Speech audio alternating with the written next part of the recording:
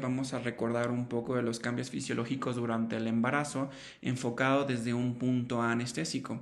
Si bien hay muchísimos cambios que se van a presentar en la paciente embarazada, uno de los que mayor nos compete a nosotros como anestesiólogos es el aparato cardiovascular, el cual va a tener muchísimos cambios que se van a venir presentando desde las primeras semanas de gestación, como lo es el gasto transitorio del gasto cardíaco, que va a llegar incluso hasta un 40% en aumento ya por ahí de la semana 24. También vamos a tener un descenso en las resistencias vasculares sistémicas, un aumento en la frecuencia cardíaca incluso de hasta 15 latidos en reposo, una disminución de la presión arterial, el cual va a tener un pico en específico de la disminución y después se va a regularizar en las próximas semanas de gestación. Y pues bueno, también una expansión del volumen plasmático. Estos cambios del volumen sanguíneo se van a deber debido al incremento en la masa de glóbulos rojos que van a comenzar incluso en la cuarta semana de gestación.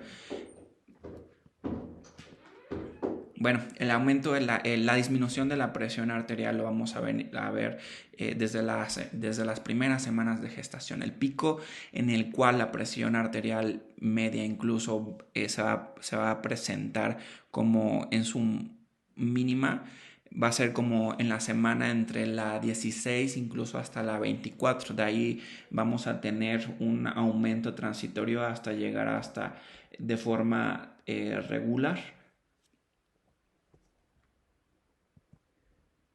También podemos ver aquí cómo va a haber un aumento transitorio del gasto cardíaco que incluso se va a ver modificado incluso en el trabajo de parto. Este gasto cardíaco durante las semanas de gestación va a ser bastante variable, pero en el trabajo de parto, debido al aumento de la presión uterina, incluso en las diferentes fases va a tener cambios hemodinámicos, resultado de las diferentes valsalvas que va a tener la paciente. Estos cambios pues, nos competen a nosotros los anestesiólogos debido a que vamos a tener de forma inicial la valoración de las pacientes. Entonces, si nosotros tenemos una paciente que por sí maneja cifras hipotensoras o en hipotensión, cuando nosotros tengamos la fortuna de poder ponerle un bloqueo anestésico, sabemos esencialmente que muchas de las pacientes pueden tener hipotensión debido a uno, el bloqueo anestésico o debido a la posición en la que pueda presentarse la paciente. Entonces hay que saber diferenciar cómo es la hipotensión que se puede presentar en las pacientes y identificar si es asociada al bloqueo anestésico porque recientemente se le puso dosis o porque se le acaba de poner el bloqueo o porque la paciente está teniendo un bloqueo del retorno de sanguíneo. Entonces, pues hay que saber esa diferencia. También es importante recordar que el flujo sanguíneo uterino se va a ver aumentado transitoriamente durante los diferentes trimestres, tanto así que las diferentes bibliografías lo marcan que en el tercer trimestre podemos tener un flujo entre 450 mililitros hasta 900 mililitros por minuto. Entonces, esencialmente esto nos compete a todos, tanto ginecólogos como anestesiólogos, porque en caso de presentarse una atonía uterina tenemos incluso hasta no más de 5 minutos para poder parar este flujo, porque en caso de continuar con este tiempo, si nosotros sabemos cuál es el volumen sanguíneo circulante cotidiano y más en una paciente embarazada, pues pasando los 5 minutos con una llave abierta, pues vamos a estar en problemas, ¿no? Entonces, parte de los otros cambios que nos competen y que son de mayor importancia para nosotros los anestesiólogos es que va a haber una disminución en viscosidad más un aumento del volumen sanguíneo circulante y los mililitros de sangre que pudiesen estar atrapados en el útero nos va a llevar una anemia fisiológica dilucional.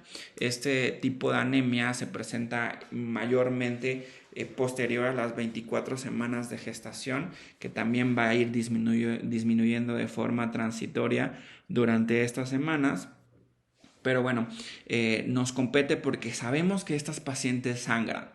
Y si de por sí tenemos una paciente que tiene anemia y que aparte sangró, pues bueno, vamos a tener que valorarla hemodinámicamente. Sabemos que probablemente su frecuencia cardíaca esté alta, su presión arterial esté baja. Entonces hay que valorar en qué nivel de anemia estamos para ver si tenemos que compensar con paquetes globulares o si hay que pasar algún adyuvante para poder retomar o recuperar un poco la anemia. También sabemos que todas las pacientes obstétricas son protrombóticas. Esto debido a que vamos a tener un desequilibrio entre la balanza entre la fibrinólisis y la producción de plasminógeno. Entonces, ¿por qué las pacientes son protrombóticas? Porque la paciente se tiene que preparar cuando se despega la placenta. Esto lo sabemos esencialmente. La paciente tiene que coagular para que cuando se desprenda la placenta, el útero deje de sangrar. Entonces, si de por sí nuestras pacientes embarazadas son protrombóticas y aparte tenemos factores de riesgo sobreagregados como diabetes mellitus, obesidad, pues son pacientes que posiblemente no puedan tener sobreagregado algún otro factor en caso de que se presente una desaturación súbita o algo así. Pues hay que tomar a consideración que estas pacientes son protrombóticas y siempre descartar la presencia de un trombo en caso de cualquier situación de urgencia. También otra cosa que hay que recordar es que las pacientes en hasta un 40 o un 50% hacen trombocitopenias idiopáticas. Y, o sea, siempre sabemos esencialmente que la trombocitopenia es de descarte, entonces pues son pacientes que generalmente hay que estudiarlas un poquito de fondo. Sabemos que nosotros bloqueamos por arriba de 75,000 plaquetas, entonces